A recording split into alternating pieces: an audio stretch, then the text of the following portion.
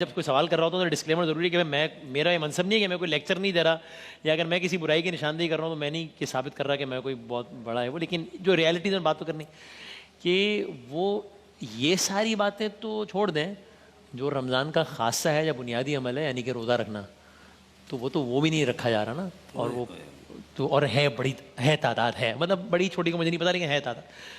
تو اس بارے میں فرما دیجئے میرے تو کہ بھائی یہ ساری باتیں تو بعد میں ہیں کہ نفلی اور یہ روزہ رکھنا ہے بھائی، یہ ذرا ہمیں بتا دیجئے. رمضان ہے ہی جفت روزے سے، صحیح، کیونکہ اس میں روزہ فرض کیا گیا.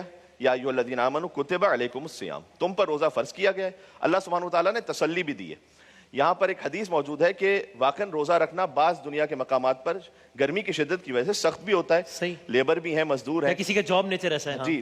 تو یا ایھا الذین آمنوا، یہ جو اللہ سبحانہ وتعالیٰ نے آغاز کیا نا خطاب کا کہ ہم سب سے تو بات ہی نہیں کر رہے، ہم تو ایمان والوں سے بات کر رہے ہیں.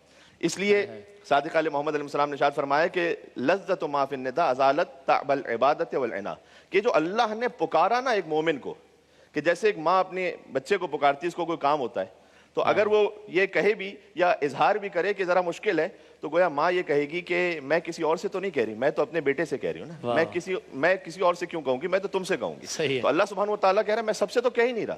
صحیح، انسان دنیا میں 6 ارب ہیں، 7 ارب ہیں، میں تو فقط مومنوں سے بات کر رہا ہوں. یا ایھا الذین آمنوا، تم ایمان رکھتے ہو، تم لا الہ الا اللہ پڑھتے ہو، تم محمد رسول اللہ پڑھتے ہو، لہٰذا میں تم سے یہ کہہ رہا ہوں کہ کتب علیکم الصیام، ہم نے تم پر روزے فرض کیے کما کتب علی الذین من قبلکم. پھر ایک تسلی بھی دی کہ خالی تم نہیں ہو کہ جن پر فرض کیے گئے، گزشتہ امتوں پر بھی فرض کیے گئے لعلکم تتقون، تاکہ تم متقی بن جاؤ.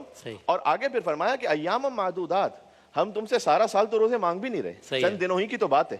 جیسے کہ پھر ایک بچہ جو مشکل میں آ جاتا ہے، اگر ماں اسے کچھ کہے یا استاد اسے کچھ کہے تو کہے چند دنوں کی بات ہے، اس سے زیادہ نہیں ہے. ایام معدودات، یہ چند دنوں ہی کی تو بات ہے. اور پھر فمن کان منکم مریضا وعلی سفر فعدۃ من ایام اخر، اور اگر تم مریض بھی ہو اور مسافر بھی ہو تو پھر اگر اس کی شرائط پوری ہوتی ہے تو پھر کسی اور دن میں کر لینا. یعنی پھر یرید اللہ بکم الیسر ولا یرید بکم العسر، اللہ تمہارے لیے آسانی چاہتا ہے، مشکل نہیں چاہتا. تو یہ بار بار تسلی دی گئی، بہت پیار سے. اچھا ایک تو حکم ہو سکتا تھا کہ اللہ سبحانہ وتعالیٰ کہتا خالق ہوتے ہوئے کہ میں تمہیں آرڈر کر رہا ہوں، یہ تمہیں کام کرنا ہے، تو اس کا حق تھا، وہ مولا ہے، ہم عبد ہیں. لیکن اللہ سبحانہ وتعالیٰ نے یہاں پیار اور شفقت کا طریقہ اختیار فرمایا کہ دیکھو تم ایمان والے ہو، میں تم سے کہہ رہا ہوں، گزشتہ امتوں سے بھی کہا تھا، چند دنوں ہی کی بات ہے، اگر اس میں بھی مریض ہو گئے ہو تو بعد میں روزہ. یعنی یہ بار بڑے پیار اور تسلی کے ساتھ ایک شفقت کے انداز میں بات کی گئی. اور خاص طور پر رمضان کے لیے آخری فقرہ یہ کہہ دوں کہ حدیث میں یہ بھی آیا ہے کہ گزشتہ امتوں پر روزے تو فرض ہیں، یہ تو قرآن میں ہے، لیکن گزشتہ امتوں پر رمضان کے روزے فرض نہیں تھے. ٹھیک، ان اللہ فرض صیام شہر رمضان علی الانبیاء دون الامم، اللہ نے گزشتہ انبیاء پر رمضان کے روزے فرض کیے تھے، امتوں پر نہیں. امتوں پر کسی اور موقع پر فرض تھے.